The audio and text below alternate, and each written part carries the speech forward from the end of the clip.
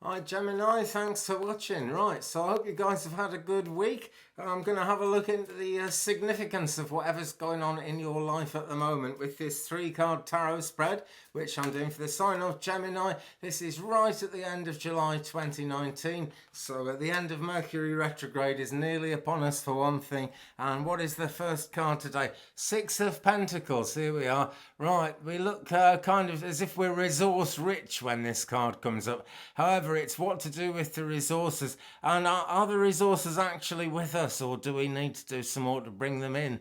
Well, when this card comes in, things aren't perfect in that department. Different strokes for different folks. But I guess, Gemini, you're more or less aware of all the possibilities in the situation you're in, but feeling that somehow things can't work, things can't go your way. Well, I'm going to tell you they can, right? Because this card is very positive in that respect, Gemini. We've got White Rabbit. No, we haven't. Sorry, we've got Mad March Hare. I get mixed up with all these characters in Tarot in Wonderland. Mad March Hare and Mad Hatter, both together there, and Alice. And she's enjoying the feast somehow, you know. It's their feast, and it looks to me as if they haven't got the first idea what to actually do with it. But Alice knows what to do with it, and she's enjoying herself there. Right, I'm using a green screen. It's making the cards flicker. Isn't that weird? Never mind. We will get on. We will crack on. We will crack through. And we will make things happen, Gemini. So tell us more about that card, the 6 of Pentacles, in this spread for Gemini in July 2019. Tell us more about the 6 of Pentacles for Gemini. More, please, about the 6 of Pentacles for the sign of Gemini. Now, Pentacles energy, by the way, Earth sign energy, Capricorn, Taurus, Virgo around you guys as you're going forward, Gemini. And that really is about drawing things together, because that's the 5 points of the Pentacles are the 4 elements working together, and the 5th element is actually divine spirit, for want of a better word. Because we're always trying to work out what that's all about, are we not, in the spiritual life? And in this case, friends, it's all about emotion. We've got fuel here, and that's Phuel, and she is very, very emotional here. She looks herself as if she's up and above it, but the emotions are still very strong and powerful around her, but something good's coming in. Look at that 5-pointed star swimming towards her, and she's got stars all around her head as well. So there is a lot of potential. As I actually said when just before I pulled the first card, that there is a huge amount of potential. Is it actually going to come to anything? Is it actually going to add up and start making things happen and making things work? Well, the chances of that are very strong. This is a very positive card, Gemini, even though there's a lot of emotion in it. You see, this angel has her wings. They still need to grow a little bit bigger, but she has actually got her wings. She hasn't lost her wings, so things aren't that bad, and the positive possibilities are absolutely massive. Just looking at this card sort of head on, 1, 2, 3, 4, 5, 6, 7, 8, 9 stars. So we're very close to completion. You see, 9 stars around our head, and there is the 10th star swimming towards us. So completion is coming. That is going to mean actually making use of these resources. So you're going to have to maybe get close and personal. I don't know so much about personal, but certainly get friendly with the people who've got the resources, because there's a two-way synergy can come up. See what you can do. We'll get an energy flowing going. We'll get an energy flow going that way. Right, when that happens, quick drink of tea. Okay. So that is card number 1. Let's have a shuffle and say, let's have the second card, please. And it's fallen out, so I don't need to shuffle very much. The second card, please, in this reading for the sign of Gemini is the 8 of Pentacles. Wonderful number 8, a very magical number, as above, so below. And because it's a Pentacles card, the number 8 kind of backs up that as above, so below thing. Because I'll say it again, Pentacles, earth sign energy, but it's earth, air, water and fire working together under the guidance, under the direction of the divine, under the direction of God, the universe, your higher self even. It's all part of the picture. Now the king here is trying to draw a very delicate picture, and it's a magical picture as well. If I hold the card up close, it's hard to make out, but that is a pentagram. You can actually see a pentagram when you've got the card in real life next to you. So he's trying to draw that pentacle. He's trying to make the magic happen. And I forget the angle he wants. I think it's 72 degrees, is it? Yeah, 72 degrees is the magic angle. But he hasn't got a protractor. All he's got is this pencil, and it's much, much too long. You see, there's enough of the resources, more than enough, but they're in a form that's very difficult for him to use. In this story, Alice comes and grips the end of the pencil here and actually helps him to draw what he wants to draw, and he gets his pentagram done in the end. But in terms of making magic happen, this shows that the resources are there. Just like I said in Six of Pentacles, very resource rich card, and that rather special number of 6. 8 of Pentacles, as we move through the reading, that is good progress there. We have actually got a king here, and so there is a lot of positive male energy. Not male energy, masculine energy. It doesn't have to be males, it doesn't have to be men. It's just the masculine side of things, the bullishness, the need to get things moving. And the king in this card isn't a particularly egotistical character, actually. He's doing his best, that's all he can do. And he gets a lot more done when Alice comes along and helps him. So he probably wasn't expecting a little girl to be the answer to his problems. Just shows you might find help in the last place you expect it. And don't always go looking for the most qualified people to give you help, basically, because then you miss out on more than half of the picture, which is no good. So I was shuffling there and saying, tell us more, please, about the 8 of Pentacles in this spread for Gemini. And we have got Cassio, the Dark Night of the Soul. Now, this is really beginning to make a picture to me, Gemini.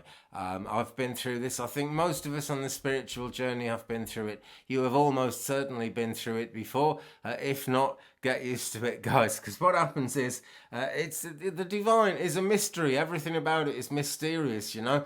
Even when I'm talking about God and angels, I'm thinking about the universe, all the different beliefs people have about that, and how remarkably, because spirituality is very alchemical, how everyone's beliefs can actually be real all at the same time, because nothing's physically restricted. So it's a wonderful thing. But as we're doing the work, as we're drawing the resources to ourselves, sometimes there is a long, dark night of the soul when, like this character, we're just waiting for things to happen. Everything positive is sort of imprinted on her. She's got her wings, but she's keeping her wings folded up. She's not going flying anywhere yet. But she has got the wings there, you know, so she has got the resources. And there are some beautiful colours around her head, forming rings of what look to me like spiritual protection.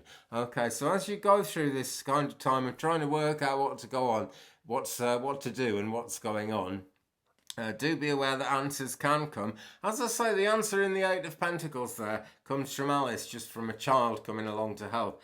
So it's not necessarily kind of you need 10 truckloads of kind of Marines to come and sort your life out for you, nothing like that. I'm struggling to find decent words about it, but this is divine knowledge, it's superhuman.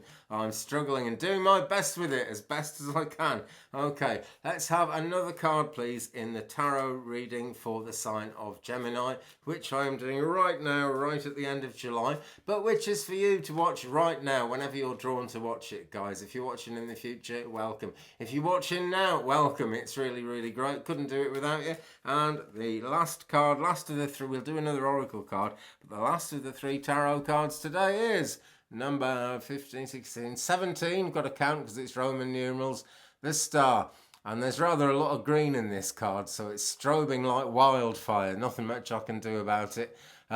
It's a pity about the strobing because this is a very calm card. This lady is very sensibly wearing a dress that's the same colour as my jumper, so it's a sign of spiritual connection. And even though she is actually covered in spiritual protection there, and there's the same colour up here in the sky in a very natural way, showing us how natural it is to connect to the spirit realms and the heavens. She actually needs to replenish her soul a bit, and that's why she's gone down to the water. It's not just kind of working out the nuts and bolts of this life. This looks like hard work to me. This looks like people don't know what on earth they're doing, but you know, they know that there's some potential there. So we go from potential into the kind of hard work and just not understanding things and struggling with the wrong tools and stuff. And before we go anywhere to really make things happen from a situation like that, guys, what do we need to do? We need to recharge our batteries a bit. Not just a little bit either, a fair bit. That's quite important, okay? But this is number 17, so it's headed really, really quickly towards completion in all meaningful senses. And when we actually need to link in like that, it is really quite a valuable thing. Because whatever we've gone through to bring us to this point where we really need to replenish, we have actually been giving energy out in quite a positive way usually when the spiritual resources become depleted. Okay, so let's have some more cards out and say, please tell us more about number 17, the start in this reading for the sign of Gemini. Please tell us more about number 17, the star for Gemini, please. And the card we've got is... put those out the way. Divine Justice. And this lady holds the key, this angel, I should say. I like to point out that angels are female because in the old days of the Bible, when the Old Testament of the Bible was being written, they kind of changed all the angels to male names, but most of them used to be female. So they are kind of feminine entities, feminine deities, you might almost say. And this is Archangel Chamuel. Divine justice, so things are going to be right, okay? But it's divine justice, it's things going right on a divine level. And that's why this connection to the divine here is so important, Gemini. And that's why it's important to replenish and recharge, because you really, when we're going to ask the divine for help, and when we actually know, as this card shows, that the divine is close around us and willing to help, it's good if we've done everything we can for ourselves first, you know, so that all that divine energy isn't kind of going on basic things that we could have sorted out. It's actually going into upliftment, to taking things up, to making us kind of much happier people, to lift our hearts and minds higher, and that way to allow us to go forward.